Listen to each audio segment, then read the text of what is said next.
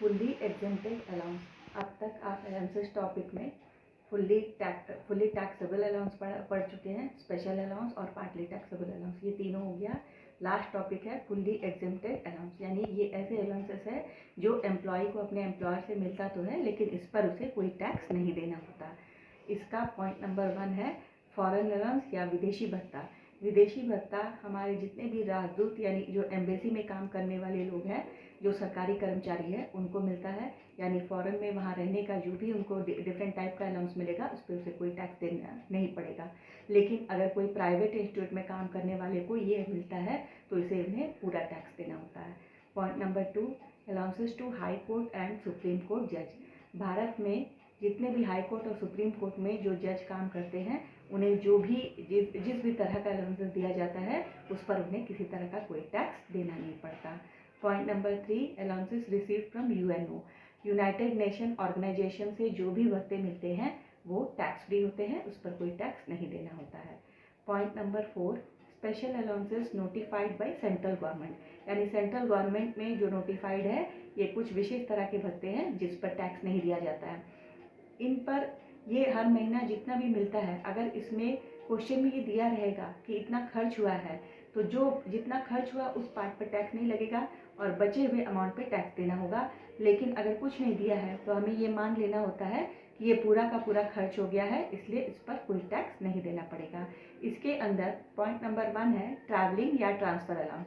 Travelling allowance जो है company के काम से आने जाने के लिए एम्प्लॉय को दिया जाता है, ये उतना ही दिया जाता है जितना आने जाने में खर्च हो जाए।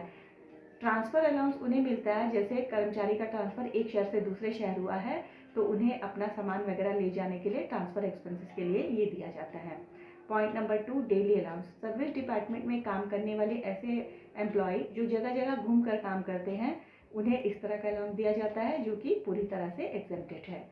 कार और कन्वेंस अलाउंस। एम्प्लॉय को अपने कार्यस्थल जाने के लिए, घर से ऑफिस आने जाने के लिए जो खर्च होता है, इस खर्च से निपटने के लिए इस तरह का भत्ता दिया जाता है, ये पूरी तरह से एग्जेम्प्टेड होता है।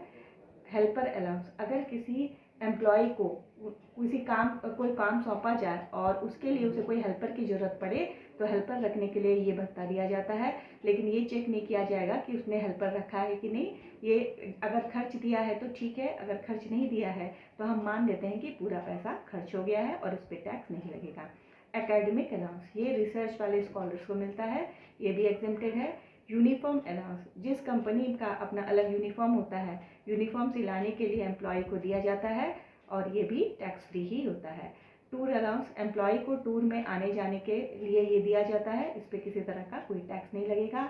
और लास्ट है washing allowance. Washing allowance company के एम्प्लॉय को उनके यूनिफॉर्म को धोने और उसके रख रखाव और सुरक्षा के लिए दिया जाता है और इस पर भी कोई टैक्स नहीं लगेगा। तो ये सारे नाम जहाँ भी रहेगा इसे याद करना है और इसको चार्ट के अंदर नहीं लिखना है क्योंकि इन सब पर किसी तरह का कोई टैक्स नहीं लगता है।